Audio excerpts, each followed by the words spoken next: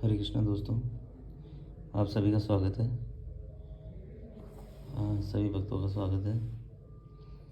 आज हम श्रीमद् भागवतम का 20वां श्लोक करने जा रहे हैं। ओम नमो भगवते वासुदेवाय। ओम नमो भगवते वासुदेवाय। ओम नमो भगवते वासुदेवाय। कृतवान किल कर्माणि सह रामेण केशव अतिमृत्यानि भगवान गूढ़ है कपट मानुष है। अर्थात भगवान श्री कृष्ण ने बलराम सहित मनुष्य की भांति क्रीड़ाएं की और इस प्रकार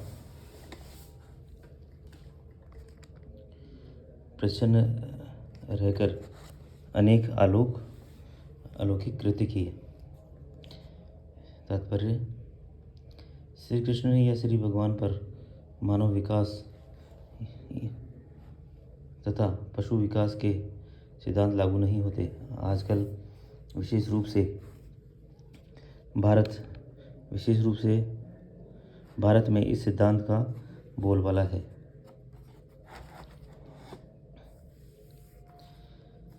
कि तपस्या तथा आत्मसंयम के बल पर मनुष्य ईश्वर बन जाता है।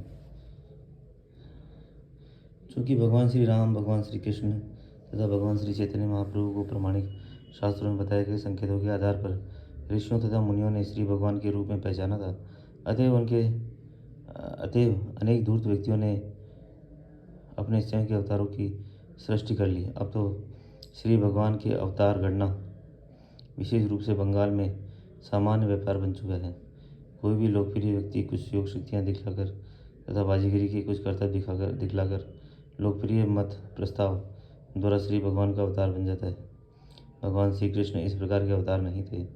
वे अपने प्राकट्य के समय ही वास्तविक रूप में भगवान थे। वे अपनी यथा प्रसिद्ध माता के समक्ष चतुर्भुज श्री विष्णु रूप में प्रकट थे और फिर अपनी माता के अनुरोध पर बालक रूप में परिणत हो गए थे। वे तुरंत ही गोकुल में अपने एक और भक्त के यहाँ चले गए, जहाँ उन्हें नंद महाराज तथा यशोमती माता ने अपने पुत्र रूप में स्वीकार किया। इस प्रकार श्री बलराम भी, जो भगवान श्री कृष्ण के पूरक हैं, श्री वसुदेव की अन्य पत्नी से उत्पन्न बालक समझे जाते हैं। श्रीमद् भगवद गीता में श्री भगवान कहते हैं कि उनका जन्म तथा उनकी कर्म दिव्य है और जो भाग्यशाली व्यक्ति उनके जन्म तथा कर्म की दिव्य प्रकृति को जान लेता है वह तुरंत मुक्त होकर भगवद धाम जा सकता है। इस प्रकार भगवान श्री कृष्ण के जन्म तथा कर्म की दिव्य प्रकृति का ज्ञान मुक्त होने हेतु पर्याप्त है। श्रीमद् भागवतम में भगवान श्री कृष्ण की दिव्य प्रकृति का वर्णन 9 स्कंदों में हुआ है और 10वें स्कंद में उनकी विशिष्ट लीलाएं दी गई हैं। इस ग्रंथ को जो कोई पढ़ता है त्यों यह सब उसे ज्ञात होता जाता है। किंतु यहाँ ध्यान देना आवश्यक है कि श्री भगवान ने माता की गोद में ही अपनी अलौकिक प्रदर्शित की और उनकी सभी कार्यकलाप अति मानवीय हैं। यथा 7 वर्ष की आयु में गोवर्धन पर्वत के उठाना और ये सभी कार्य उन्हें वास्तविक पूर्ण पुरुषोत्तम भगवान सिद्ध करते हैं। इतने पर भी अपने योगावरण के कारण वे अपने तथाकथित माता पिता तथा अन्य परिजनों द्वारा सदैव एक सामान्य मानव शिशु ही समझे जाते रहे। जब भी वे कोई अत्यंत प्रकृति कार्य करते, उनके माता पिता उसे अन्य रूप में ग्रहण करते। इस प्रकार वे अपने पुत्र के प्रति अविचल वात्सल्य प्रेम से सदा तुष्ट रहते। अतएव नैमिषारण्य के ऋषिगण उन्हें मनुष्यवत बताते हैं, लेकिन वास्तव में वे परम शक्तिमान श्री भगवान हैं। तो इसका आगे हम तात्पर्य करते हैं। इसका क्या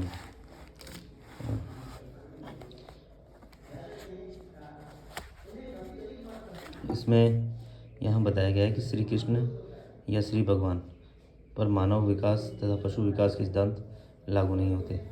तो जो मानव के विकास के लिए जो सिद्धांत है और पशुओं के विकास के लिए जो सिद्धांत बना रखे हमने, वो भगवान पर लागू नहीं होते। आजकल विशेष रूप से भारत में इस सिद्धांत का बोलबाला है कि तपस्या तथा आत्मसंयम के बल पर मनुष्य ईश्वर बन जाता है। तो उस समय देखो, उस समय भी जब प्रभुपाद थे, उस समय भी ऐसा था कि कोई तपस्या करे, कोई आत्मसंयम करे, कोई तो वो खुद ही भगवान बन सकता है ना। कोई जादू टोने की शक्ति जैसे उसमें आ जाएगी तो खुद ही भगवान बन जाएगा। खुद को ही भगवान घोषित कर देगा, लेकिन ऐसा नहीं है। क्योंकि भगवान श्री राम, भगवान श्री कृष्ण तथा भगवान श्री चैतन्य महाप्रभु को प्रामाणिक शास्त्रों में बताए गए संकेतों के आधार पर ऋषियों तथा मुनियों ने श्री भगवान के रूप में पहचाना था। अतएव अनेक धूर्त व्यक्तियों ने अपने स्वयं के अवतारों की सृष्टि कर ली है। तो भगवान जो श्री राम है, श्री कृष्ण है और भगवान चैतन्य महाप्रभु हैं, उनको कई ऋषि मुनियों ने पहचाना था। भगवान इतनी बुद्धि देते हैं कि जो ऋषि मुनि हैं वो उनको पहचान जाते हैं। ऋषि मुनि और जो भगवान के शुद्ध भक्त हैं वो उनको पहचान जाते हैं कि यही भगवान है ना। लेकिन आजकल क्या है, कुछ कुछ धूर्त व्यक्ति कुछ छोटा मोटा अपने आप को ही भगवान का अवतार साबित करते हैं। कोई छोटा मोटा कुछ जादू टोना दिखाते हैं और बोलते हैं मैं भगवान हूँ। अब तो श्री भगवान के अवतार करना विशेष रूप से बंगाल में सामान्य व्यापार बन चुका है।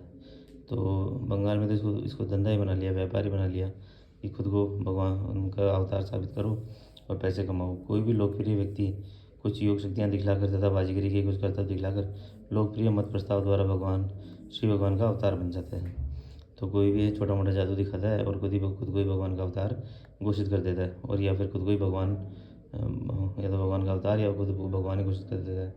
भगवान श्री कृष्ण इस प्रकार के अवतार नहीं थे, वे अपने प्राकृतिक के समय से ही वास्तविक रूप में भगवान थे। तो भगवान श्री कृष्ण जो थे वो उनका वास्तविक रूप में वो प्रकट हुए थे, वो कोई अवतार नहीं थे। वे अपनी यथा प्रसिद्ध माता के समक्ष चतुर्भुज विष्णु रूप में प्रकट हुए थे और फिर अपनी माता के अनुरोध पर बालक रूप में परिणित हो गए थे।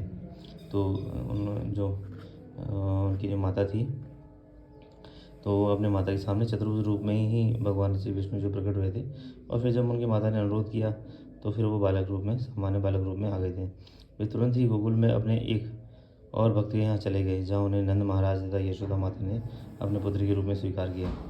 तो भगवान जैसे ही उनका जन्म हुआ तो तुरंत ही ऐसी व्यवस्था करी कि वे नंद महाराज के घर पे चले गए और वहीं उनका पालन पोषण हुआ। इसी प्रकार श्री बलराम भी, जो भगवान श्री कृष्ण के पूरक है, श्री वसुदेव की अन्य पत्नी से उत्पन्न बालक समझे जाते हैं। तो भगवान जो बलराम है उस भगवान श्री कृष्ण के पूरक है और वे वसुदेव की किसी अन्य पत्नी हैं, उनसे उत्पन्न बालक समझे जाते हैं। श्रीमद् भगवद गीता में श्री भगवान कहते हैं कि उनका जन्म तथा उनके कर्म दिव्य हैं। जो भाग्यशाली व्यक्ति उनके जन्म तथा कर्म की दिव्य प्रकृति को जान लेता है, वह तुरंत ही मुक्त होकर भगवत धाम जा सकता है। तो ऐसा कोई अरबों खरबों में कोई एक व्यक्ति होता है जो उनके भगवान के जो दिव्य कर्म है उनको जान लेता है और फिर वो भगवत धाम को प्राप्त हो जाता है। इस प्रकार भगवान श्री कृष्ण के जन्म तथा कर्म की दिव्य प्रकृति का ज्ञान मुक्त होने हेतु पर्याप्त है। तो भगवान कृष्ण के जो जन्म तथा कर्म की जो दिव्य प्रकृति है उसका ज्ञान मिल जाए तो ये इंसान को मुक्त कर देती है। श्रीमद् भागवतम में भगवान श्री कृष्ण की दिव्य प्रकृति का वर्णन 9 स्कंदों में हुआ है। तो जो श्रीमद् भागवतम है उसके जो 9 स्कंद हैं उनमें भगवान कृष्ण की जो दिव्य भगवान कृष्ण का वर्णन हुआ है, उनकी दिव्य लीलाओं का, और 10वें स्कंद में उनकी विशिष्ट लीलाएँ दी गई है। 10वें स्कंद में क्या है, उसमें भगवान की विशिष्ट लीला दी गई है। इस ग्रंथ को जो कोई पढ़ता है तो वह सब उसे ज्ञात होता जाता है। जैसे जैसे हम इसको पढ़ेंगे वैसे वैसे आगे हमें भगवान के बारे में और जानने को मिलेगा। किंतु यह ध्यान देना आवश्यक है कि श्री भगवान ने माता की गोद में ही अपनी अलौकिकता प्रदर्शित की और उनके सभी के सभी कार्यकलाप अति मानवीय है, और ये सभी कार्य उन्हें वास्तविक मानवीय क्या है, यथा 7 वर्ष की आयु में गोवर्धन पर्वत को उठाना, और ये सभी कार्य उन्हें वास्तविक पूर्ण पुरुषोत्तम भगवान सिद्ध करते हैं। तो इसमें कहा गया है कि जो भगवान के जो कार्य हैं वो उन्होंने अपनी माता की गोद से ही चालू कर दिए। भगवान जब बहुत छोटे थे तभी उन्होंने जो है अलौकिक कार्य के प्रदर्शन किया था, और जब वो 7 वर्ष के थे तो उन्होंने गोवर्धन पर्वत उठा लिया था। इतने पर भी अपने योग विवरण के कारण वे अपने तथाकथित माता पिता तथा अन्य परिजनों द्वारा सदैव एक सामान्य मानव शिशु ही समझे जाते रहे। तो भगवान की जो मायावी शक्ति है उसके कारण जो उनके माता पिता थे वो उनके भगवान के रूप को समझ नहीं पाए, और वो हमेशा उन्हें मानव शिशु ही समझते रहे। नंद बाबा और यशोदा मैया उनको हमेशा एक मानव शिशु ही समझते रहे। जब भी वे कोई अत्यंत पराक्रमी कार्य करते उनके माता पिता उन्हें अन्य रूप में ग्रहण करते, है ना। तो उनके माता पिता उनको मानते नहीं थे कि उन्होंने किया है, उनको उसको भगवान की कृपा ही मानते थे। वो ऐसा उनको ये नहीं था कि वो ये कृष्ण ने किया है। इस प्रकार वे अपने पुत्र के प्रति अविचल वात्सल्य प्रेम से सदा तुष्ट रहते। तो इस प्रकार उनको हमेशा अपने बच्चे के प्रति वात्सल्य प्रेम से वो हमेशा ओत प्रोत रहते थे। नंद बाबा यशोदा। अतः नैमिषारण्य के ऋषिगण उन्हें मनुष्यवत बताते हैं, लेकिन वास्तव में परम शक्तिमान श्री भगवान है। तो इसलिए नैमिषारण्य के जो ऋषि हैं वो समझते हैं कि वो भगवान के, वो मनुष्य के जैसे थे, लेकिन वो वास्तव में परम शक्तिमान श्री भगवान हैं। आज के लिए हम इतना ही करेंगे और 21वां शुरू करेंगे नेक्स्ट टाइम। तब तक के लिए सभी भक्तों को सादर प्रणाम, धन्यवाद। हरे कृष्ण।